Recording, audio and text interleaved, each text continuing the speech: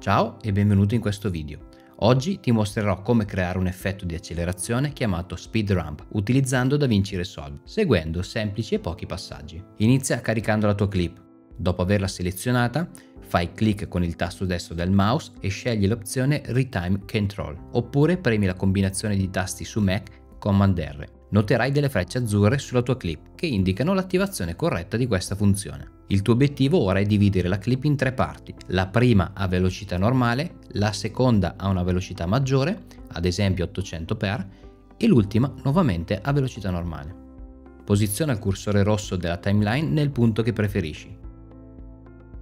Clicca sulla freccia nera vicino al numero 100% e seleziona Add Speed Point. Posta poi il cursore al secondo punto, dove desideri che il video ritorni alla velocità normale, e ripeti l'operazione cliccando nuovamente sulla freccia nera e selezionando Add Speed Point.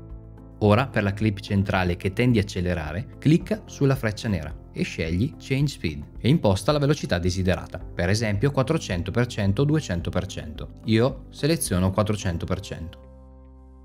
Dopo aver impostato la velocità, potresti notare un cambiamento troppo brusco tra 100 e 400%. Per rendere questo passaggio più fluido, utilizzeremo le curve. Seleziona la clip, fai clic con il tasto destro e scegli Retime Curve. Si aprirà una selezione con curve rosse. Clicca su Retime Speed e deseleziona Retime Frame. Poi clicca sulla prima linea verticale e fai comparire un pallino bianco, che diventerà rosso se cliccato. Successivamente seleziona l'icona con la linea curva e ripeti l'operazione con la linea verticale finale, regolando la curva a tuo piacimento.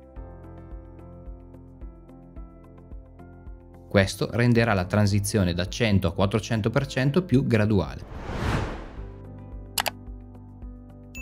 Per vedere il risultato finale, sposta il cursore rosso all'inizio della clip e premi play.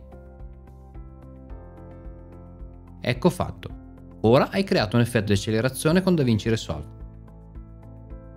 Vuoi conoscere altre funzionalità di DaVinci Resolve? Clicca sul riquadro qua sopra e guarda altri video dedicati.